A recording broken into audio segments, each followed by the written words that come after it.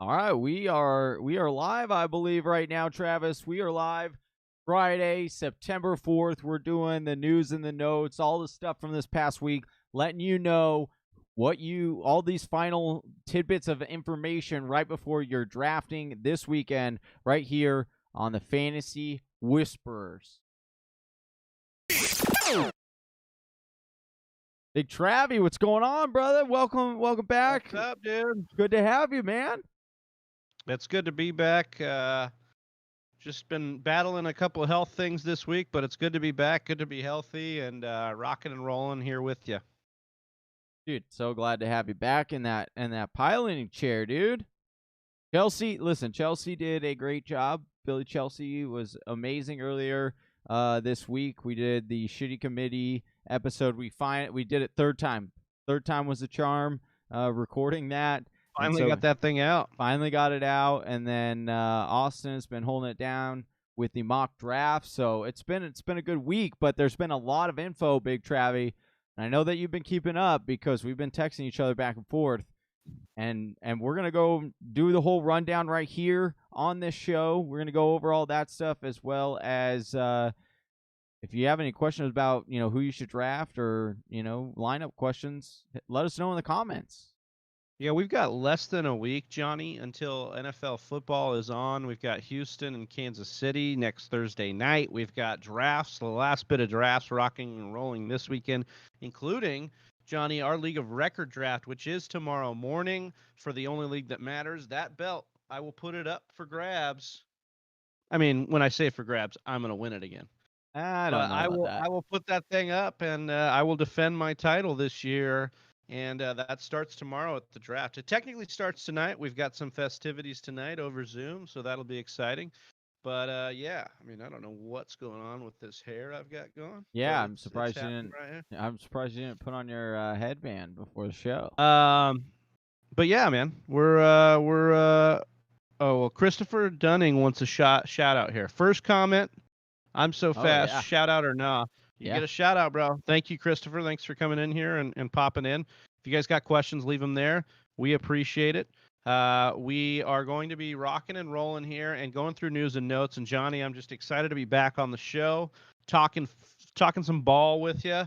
So let's get rocking and rolling. I think the biggest one this morning that we got to get into was Adrian Peterson being cut by the Washington football team. Almost called him another name. The Washington football team cut their guy, Adrian Peterson. And Peterson actually had some high praise of Antonio Gibson when he left in a tweet or in an interview with Josina Anderson. So, Johnny, I just got to ask you, is this going to skyrocket Antonio Gibson up your draft board?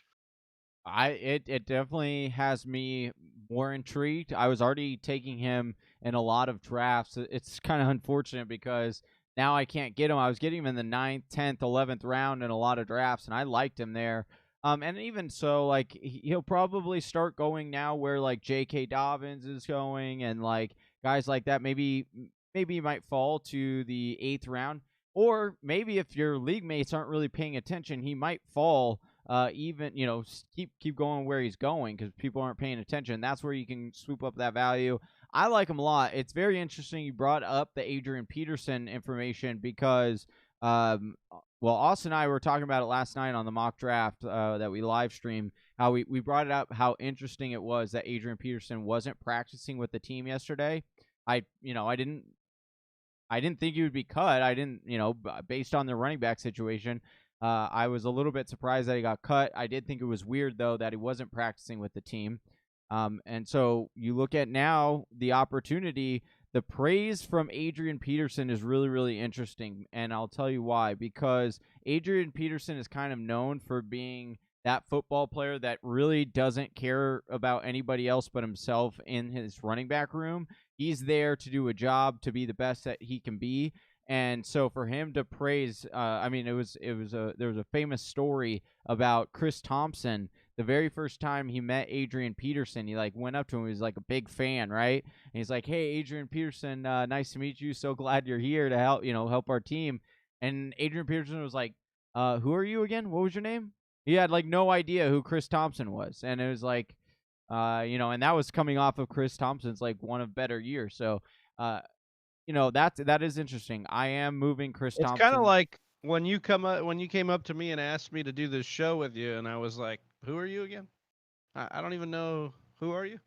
Yeah, but No, I think it's important. Like you said, we know AP has been going for a job. He's been doing his thing, and he's basically said "f the media" and "f anybody around me who doesn't believe in me." And now he's out here saying, "Look, I understand that they will like Gibson, and he's a heck of a talent, but like I was still putting stuff on tape." So we'll just see how this goes down. Bryce Love becomes more interesting. Antonio Gibson becomes way more interesting. And you're already seeing it all over fantasy football Twitter this morning. It's definitely a big situation to keep your eye on, because right now on 4for4, Underdog Fantasy basically has it as 11th round. In your home leagues, he's not going to be going in the 11th round. You're going to have to take him earlier than that. Like, that's just the bottom line of what's going on, especially with late news like this. It tends to inflate that draft price, maybe even more than it should. But I love Gibson, and the reason I love Gibson is he's a lot safer than Bryce Love, because he is going to be playing in the slot, because he is the pass catcher out of the backfield, because this team is going to be down so much, because outside of Terry McLaurin, they do not have a ton of weapons in the pass catching core. Like, Antonio Gibson is shaping up to be a nice mid to late round dart throw, and I don't mind you taking him there if you like the upside. I think we got a question in here, Johnny, from Jameson, saying, should I reach for Antonio Gibson and Cam Akers, or are they both too much of a risk? I like Cam Akers. I think he's warmed on me in this offseason with Darrell Henderson missing time. I think there's a situation you're going to see with Los Angeles turning to Cam Akers. I don't mind the draft price, especially if you're going a little wide receiver heavy early. He's definitely one of my favorite running backs to go with if you're going wide receiver early. He just tends to be, though, in that spot, Johnny, where there are some really good, tasty wide receivers sitting there. And so it's hard for me to be drafting a lot of Cam Akers. Now, Gibson, on the other hand, I see him rising to right when that run ends of wide receivers. And so you could actually be sitting there like, if you're going to pick an upside running back, Gibson's a guy I'd be looking at.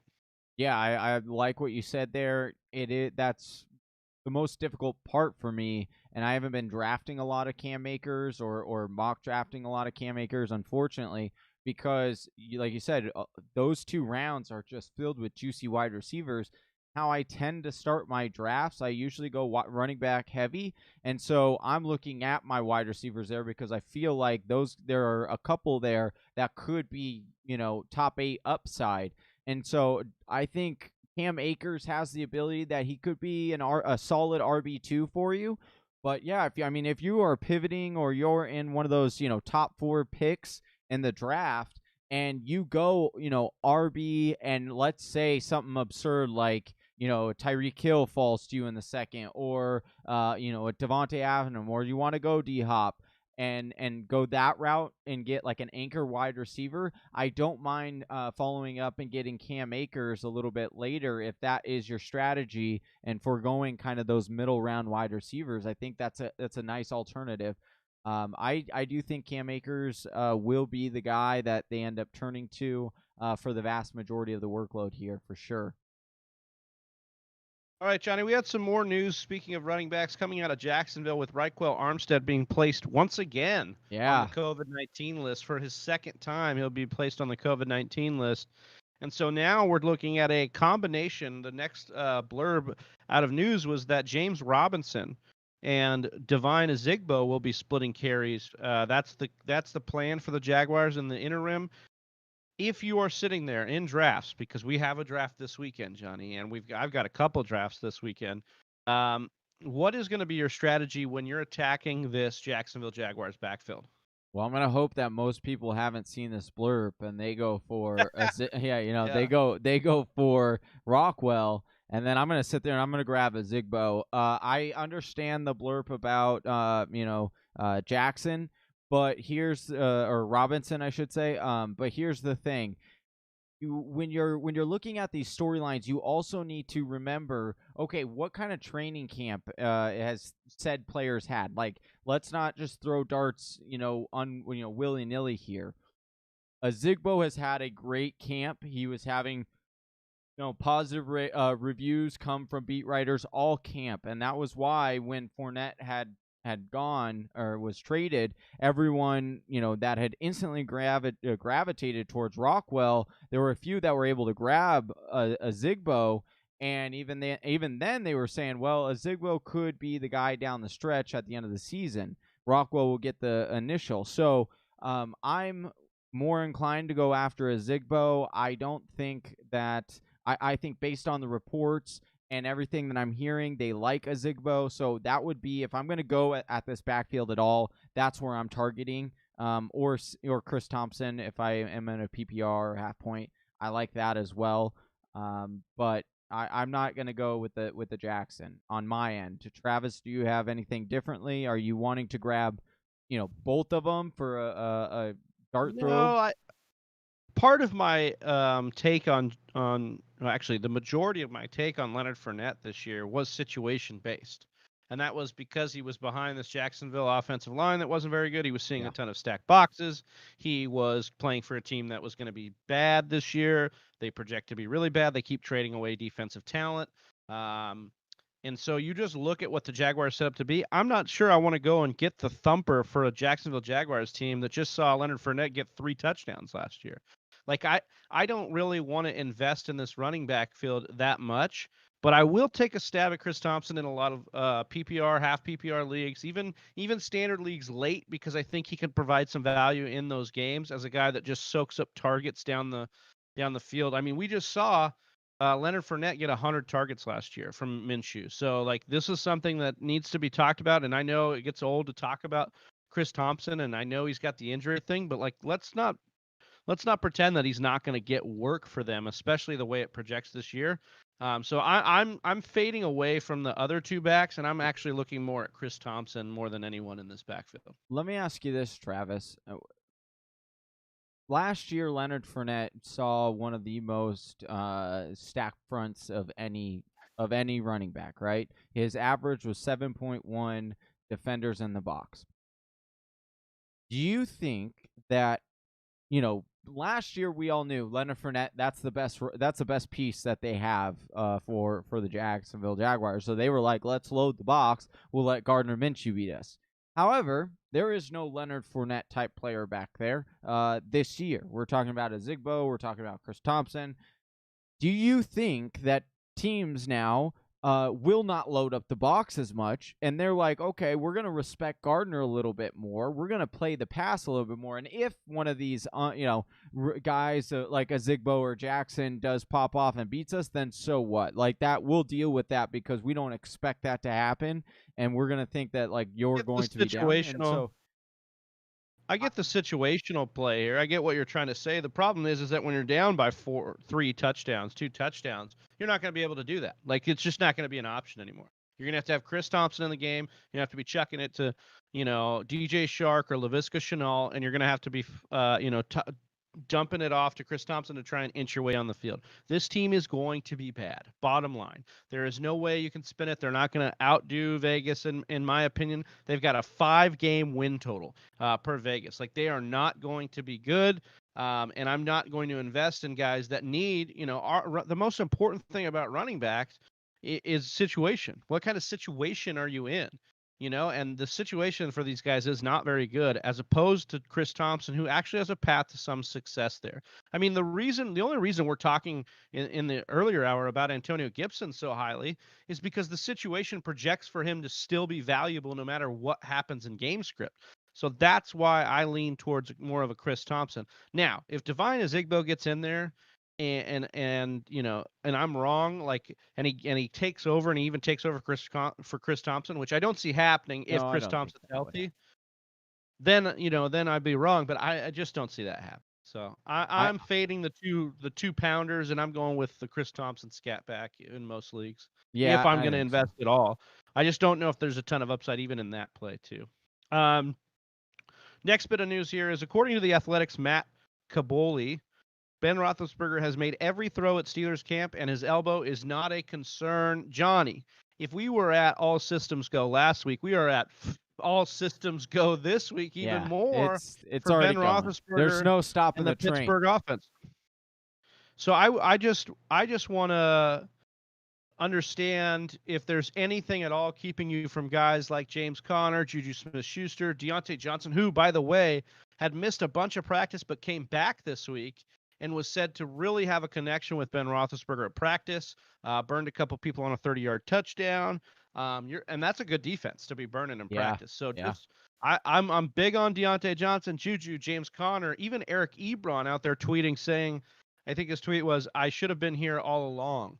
So there's a lot of hype going on in Pittsburgh. How are you feeling about that outlook for that team? I didn't think that I was like fully aboard the Pittsburgh Steelers hype train and bandwagon and all that. And then I had a draft, Travis, where I ended up with Big Ben Roethlisberger. I ended up with Deontay Johnson and James Conner. So apparently I'm a lot higher on them than I thought I was. I do think this offense is going to pass a lot. They're going to be a good team. So it will be fun. I think that Ben Roethlisberger will be better, or I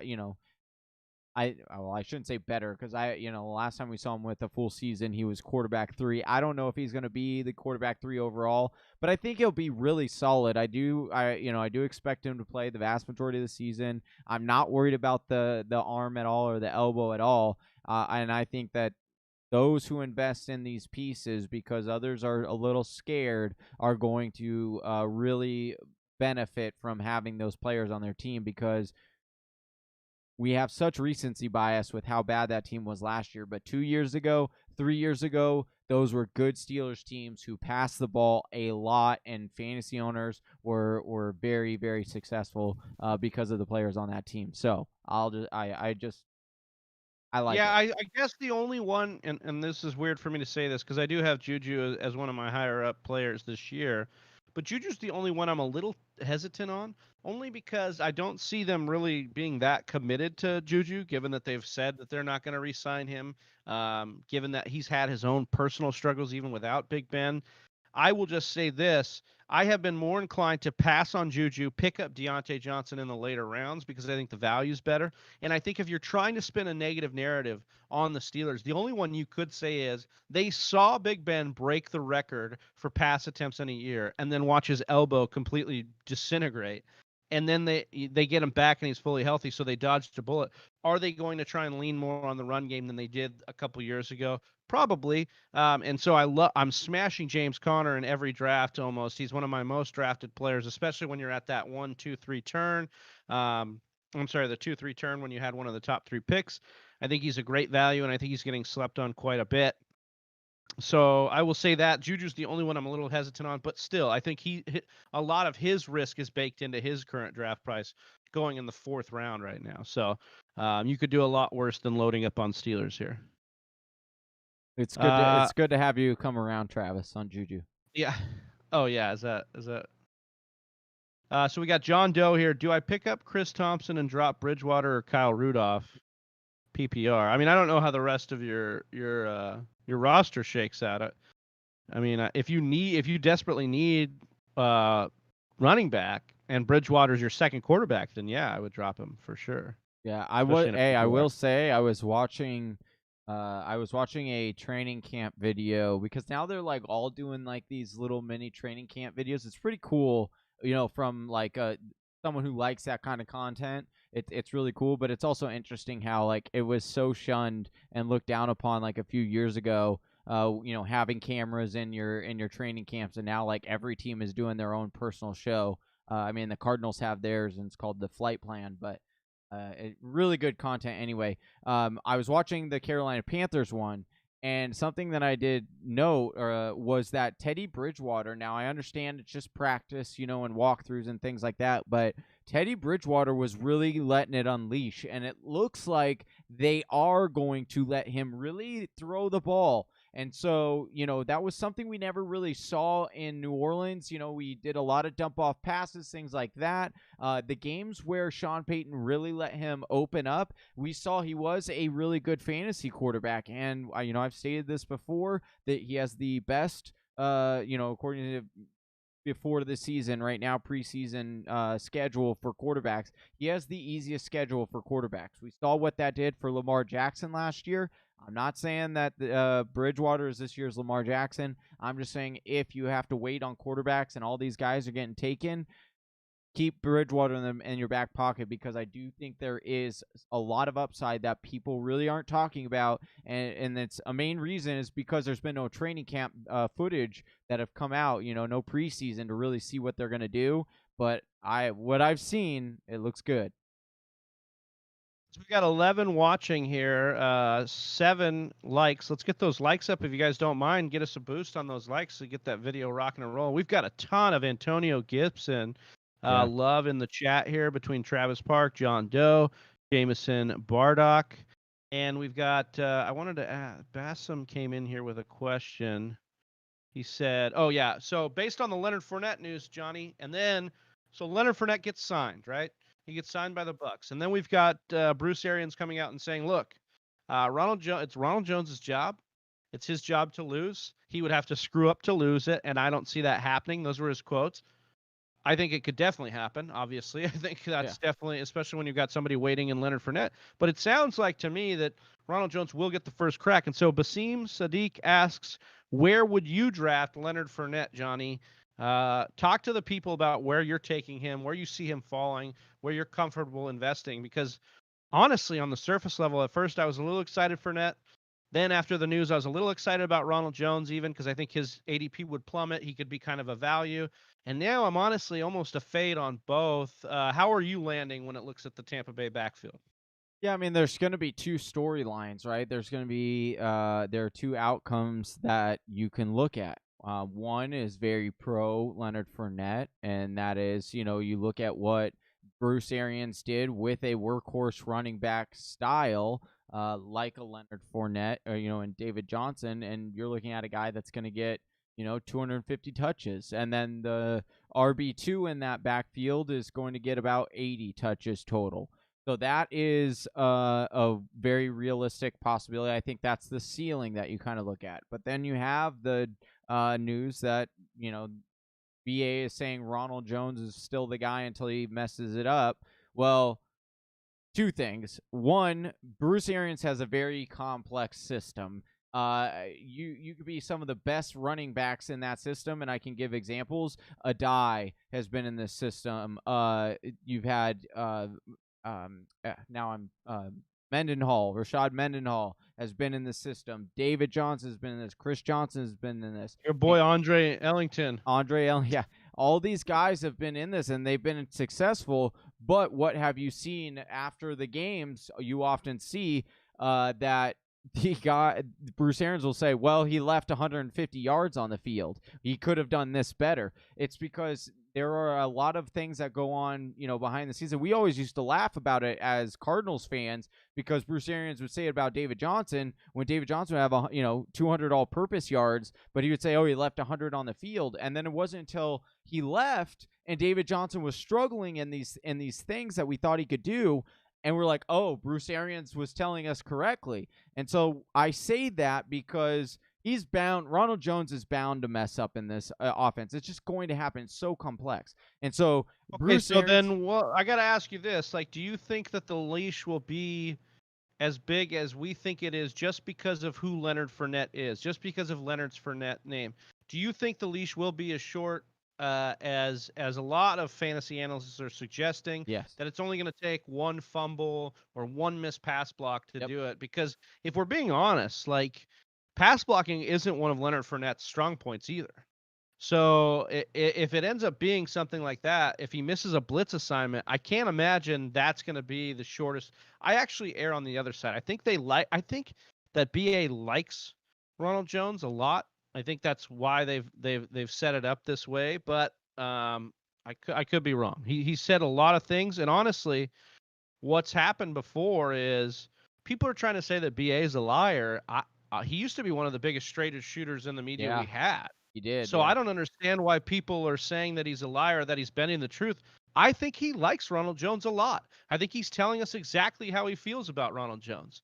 And that he came out and said that Leonard Fournette is a hell of an insurance policy. And he's only signed for $2 million. If it wasn't Leonard Fournette, Johnny, would we be coming in here banging the drum that Ronald Jones was in trouble? It was $2 million Right, signing. but it's So totally the athlete behind it. It's Leonard Fournette. Leonard Fournette is a beast of a running back. He is bigger, stronger, faster in every single way than Ronald Jones. He's better at every aspect of the game. Between the tackles, outside the tackles, pass catching, pass blocking. You can't. He's bigger. He's like.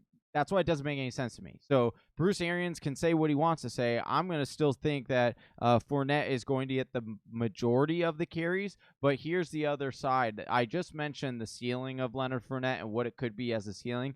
But the more realistic possibility that I think is going to be very similar would be what they've been doing the last few years with two capable running backs. They've got two capable running backs, and it could be where, they are 160 carries and 140 carries, and combining for 300. We have to know the Tampa Bay Buccaneers will probably run the ball about 400 times this year. 400, 420, give or take, okay? So you've got quite a bit of carries up for grabs, and I think that, like you said, I actually am thinking Ronald Jones is still some of a value because a lot of people are fading him because of this information, because they don't believe Bruce Arians. They're fading him quite often, and I think that there are touches available for Ronald Jones. So we've got a couple things here. Neil Perret saying, in positive game script, his TD equity will be great, and he's the best pass-catching back they have. Wheels up for Lenny. I mean, he's definitely not the best pass-catching back. That would be Lesean Mccoy. Lesean Mccoy is there for a reason. And that's already been said, too. I thought. No, I just wanted to say, I like Fournette. And Pretz is saying he's saying all these analysts still love shitting on Fournette even after his Tampa Bay move. I love him going to Tampa Bay. I was one of the few that was saying he was going to go to Tampa Bay even before he went to Tampa Bay. I love him going to Tampa Bay.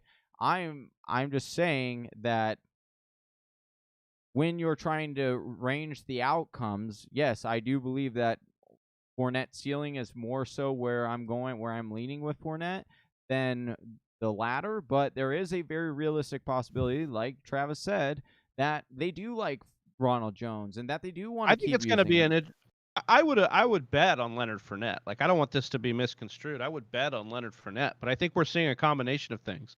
BA is honest, and he's going to say how he feels about it. And Tom Brady is the guy who's ultimately going to decide who's on the field with him.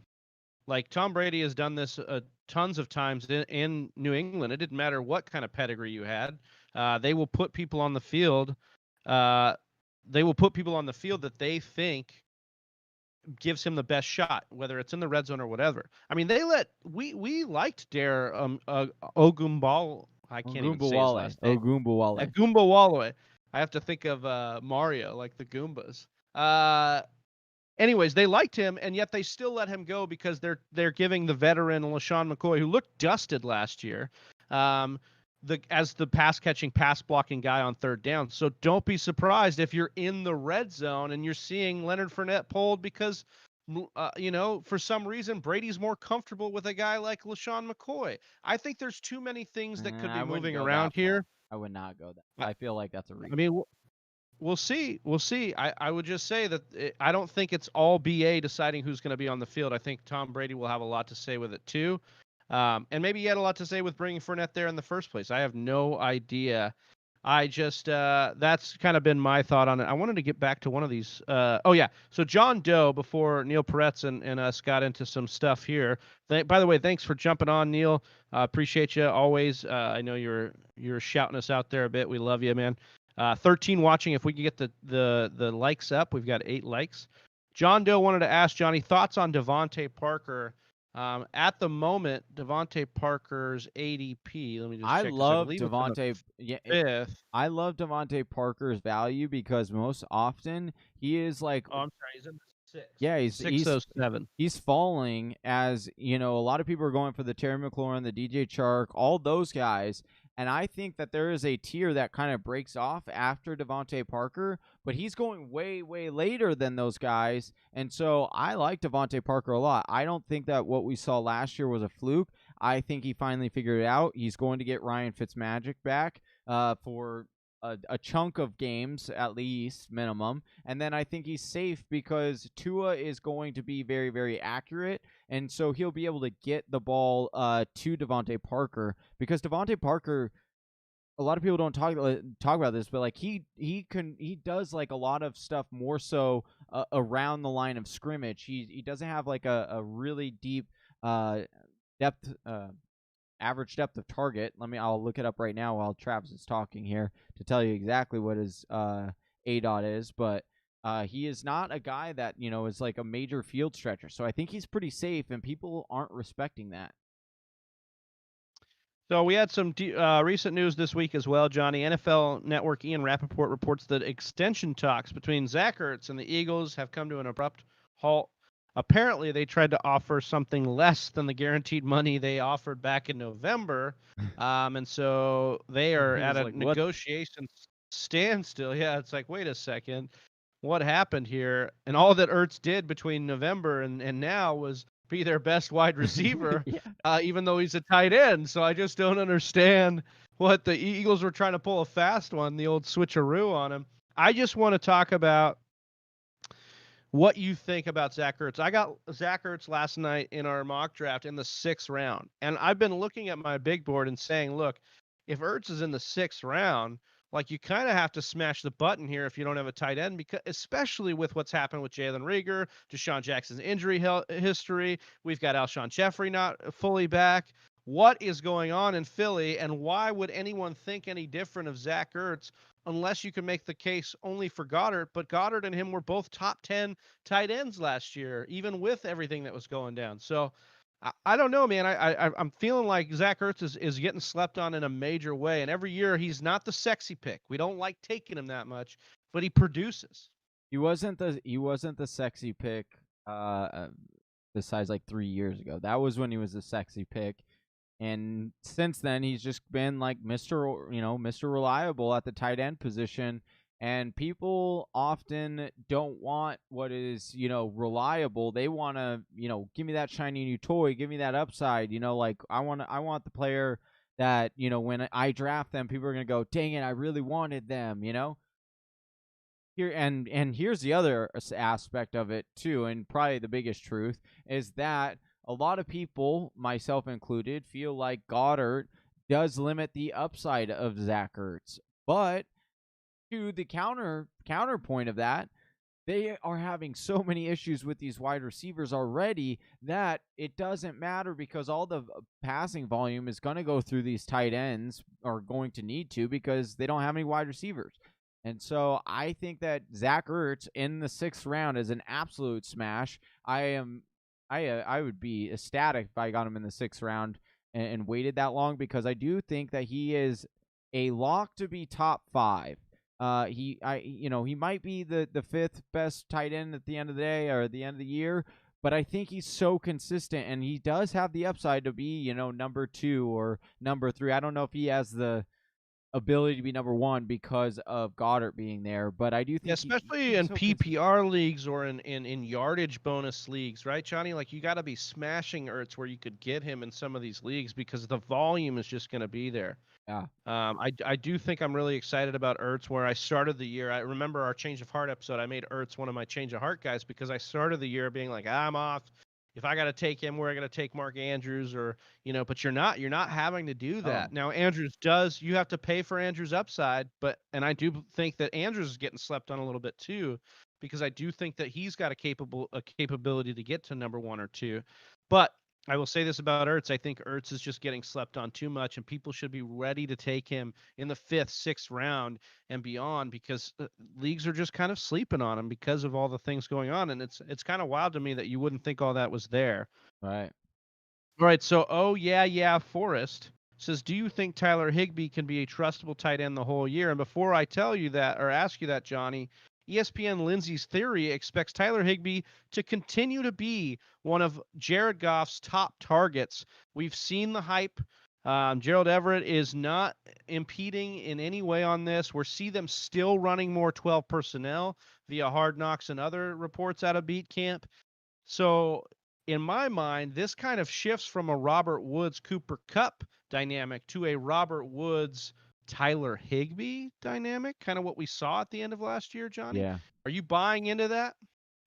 My only concern with Higbee is one, draft capital in order to acquire him. He's become one of those middle round tight ends, and I just don't like those because generally you're not happy with where you took them, or you're not A happy with their. seventh round, Yeah, seventh round off the board. So and would be dipping in almost to he's early seventh. So you may be between one of the other guys we talked about, Devante Parker and Tyler Higbee. And I'm smashing Devante Parker every time I get over a guy like Higbee because the ceiling for Parker, right, is a lot higher. right, and Just I points, raw points. exactly, and I also I am still concerned that I understand all these beat reports are coming out and they're saying Higbee is going to be the guy, and I trust that. I'm not saying I don't. I think Higbee will be a solid tight end. He'll have his weeks where he will get you a couple touchdowns and you'll be really happy, but I think there'll be some weeks too where he'll get you 5 or 6 fantasy points. You're going to be a little bummed because we have to remember, this guy did nothing for the majority of his career, and then the last 5 games when Everett was injured is when his opportunity came, and that's when he showed that what he could do. Now, listen, you take advantage of your opportunities, and sometimes you just don't get noticed until you are noticed, and I get that. But I don't know if I'm willing to pay up on that draft capital for something I'm not certain of, and then bringing up the facts of who else is going around there is so important. I just like what I can get other places, the value that I can get at other places over Higbee. I'm sorry, I see maybe Higbee's upside being 150 fantasy points in a standard. That's like 180 in a PPR, right? That's quite a lot of fantasy points for a tight end. And I think that's where his ceiling is, and I think but then you talk about Devante Parker, and it's well, Devante Parker could have the upside of a top 5 wide receiver, and that's going to be a lot more points going in the same round. So, yeah, I find myself just passing on Higbee all the time. I'm not really super interested in him. All right, so we have John Doe coming in here. Thoughts on New England running back situation? And this is coming probably after the heels of Damian Harris getting surgery on his finger and will likely miss this season opener, if not more time, Johnny. So the only guy we were really in love with kind of smashing in, the 11th, 12th rounds was Damian Harris because of the upside of him taking over this. But now you're looking at a situation, you know, are you taking Sony Michel with the degenerative knee issues? Are you looking at James White? I actually think instead of a full fade, and this is going to be my take, I believe James White is the guy you should be sticking with. James White is the guy you should be drafting consistently. I think he will get. You got to remember, Cam Newton was part of Christian McCaffrey's first 100 catch season. So Cam Newton can and has consistently thrown to the running backs in his past. And I think James White is one of the most continuous pieces of that New England offense. So I've been trusting James White. I love Damian Harris's upside, but I don't know if I can trust that he's going to get in time to steal away stuff from Sony Michel or even any other, Rex Burkhead or any other bum that Belichick takes off the street. Right, and then at that point, it's just I would rather have a flyer going on somebody else that I know it might be able to hit during those first few weeks. Because here's the thing, the owner that has drafted Harris already, right? If he is not back by the second week, you have to bet your bottom dollar that guy's dropping Harris for that first week waiver wire. That's gonna happen. Players will drop guys that aren't contributing immediately to their roster for a guy that will. And I'm along those same things. So then you can just go and pick him up, in a couple weeks. You can take your flyer now on some other guy in the draft, and guess what? It's a free lotto. If it doesn't work out on whatever guy that is, okay, cool, drop him. I'll move on and I'll go and pick up, Harris in a couple weeks because that's a guy that I also like. And if he pops off, you got a free crack at him. Whereas opposed to if you're drafting him now, you're probably going to have to take him in the 10th, 11th round because people they're still on the hype train. A lot of a lot of the news hasn't gotten to them yet that he's not going to that he's not going to be there for the first game. And so they are still taking him in the 10th, 11th round. And that's just too high for me. I rather take a dart throw somewhere else.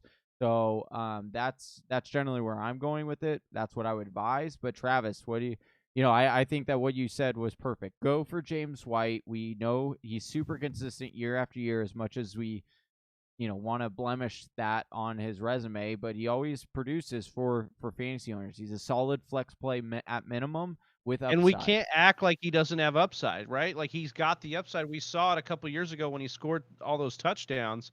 He's definitely got the upside there in that offense. And I think if you're talking about the question marks that they've had at wide receiver, look, they said N'Keal Harry was not having a good camp. I think he's turned that around a little bit in the last week or so. They cut Mohamed Sanu. They have Old Reliable and Julian Edelman. But outside of that, you're going, okay, what's my pass catching options here? It's James White. It's going to be James White, especially in the red zone where they know they can trust him if they're going to be passing in the red zone, that is. And so I like James White to see some uptick in volume and be a nice volume play, even in standard leagues. I like James White. Oh, I like this question here. Josh Simmons, Tyreek Hill and Fournette, or David Johnson and Chris Godwin? Where are you going? That's a good one. That's good. I guess I would go David Johnson, Chris Godwin. I think I would go there as well. Probably go that. I'm leaning that way only because David Johnson has less in his way, in my opinion, to being the full bell cow there. And when he gets the job, if both of these guys are on an even playing field, there's a lot less mouths to feed for David Johnson than in Tampa. But it's close though. That one's close. That's a good one. I like that. All right, Travis, we got any other news here? No, I think that's it, brother. Good to be back. I hope everybody has a great draft. If you guys have some last-minute draft questions, first of all, you can get them all answered if you download the draft kit over at thefantasywhispers.com. Only $15 to help you dominate on draft day, so make sure you get over there and get that. But if you have any last-minute questions, hit us up in our DMs over at the Fantasy Whispers on Twitter and Instagram. We will try and get you those questions.